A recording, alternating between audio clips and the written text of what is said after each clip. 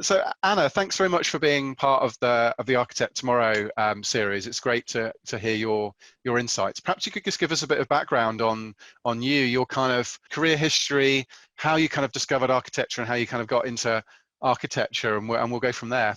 Okay, so I really started. My career starts on operations. Okay. on telecoms, so really hitting it hard, hard work, and then I moved to design, then end-to-end design, which is more complex, and from there architecture, of course, is the natural progression. I start with a domain architect, just in one domain, and then enterprise architect. And I touched as well on business architecture, that I also love. Is really an area that is very, very interesting. But I like to see the whole aspects of the architecture, not just the technical things. The bigger picture. The bigger picture, and the end-to-end, and maybe my background influenced that, because I didn't start immediately on architecture, so I always like to say, okay, how will this work on operations, how will this work for the business? So I really like to look into that, and I always have my different hats on. I think that's really important, isn't it? I think most architects have obviously done something else that's led them into the role, and it's interesting you've kind of come from the operations side and had that sort of business sort of thinking experience and then gone in that way. But of course, myself, I came from like the programming kind of route, and others come in from like a project manager or business analyst kind of route, don't they? So it's interesting how, that's why I like doing these little chats with architects, just to sort of see how people kind of made their way into the profession. But what do you think are like 3 to 5 sort of key things that you think an architect needs, either sort of skills or capabilities? What would be what if you were hiring a member of your team, what would you look for in an architect? What do you think is important? I think you always have to challenge. Why are we doing this? Is the first thing. Why are we doing this, and what are the benefits of doing this? Okay. So for me, it's the most important thing. If you are not able to answer, I don't know, and it's really important to challenge from a technical point of view, from a business point of view.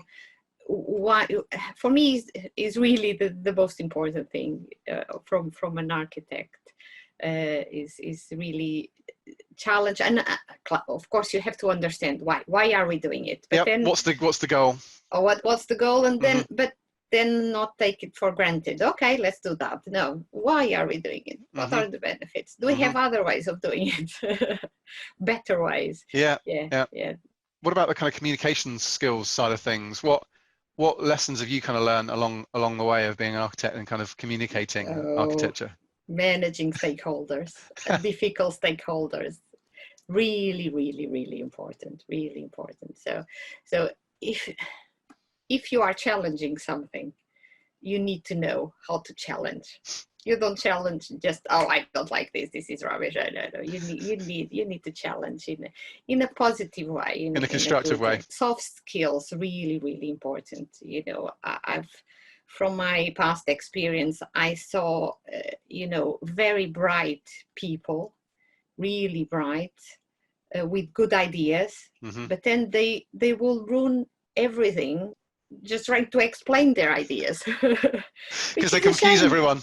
They confuse everyone along the way. Yeah. They confuse, they give the wrong side of the benefits, and it's really, you need to understand who you are talking to understand what you need to give them. Or sometimes you give too much detail, too technical. Always bring it to the right level of detail, because otherwise people will blank. They don't understand what you are talking about. So it's, and there's a danger sometimes. I've seen, I don't know if you've seen this, but some architects feel that they need to sort of show that they're really clever and they know their stuff.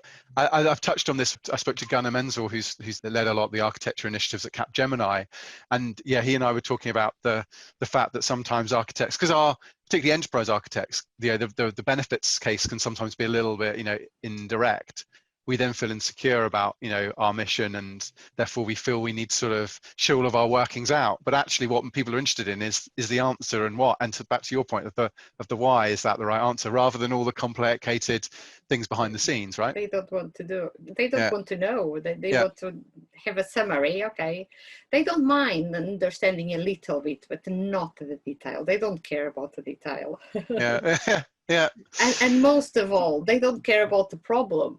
They want a solution. Yeah, Yes. that is the Yeah, most important I mean, it's thing. interesting, isn't it? I mean, I'm sure you've seen this where, yeah, actually people often have a solution rather than a problem, don't they? Yeah, a solution to something that no one wants, or Yeah. I mean, it's like, but actually, no. Tell me why you want that solution. What is the problem you're trying to solve? Yeah. No, absolutely. No, it's really important. And so, Anna, the community is obviously called Architect Tomorrow, and for a couple of reasons. One is we're looking at what we think the future architectures are. So it was great to talk to you about 5G, because that's obviously clearly an architecture that's going to shape the future of the world to come.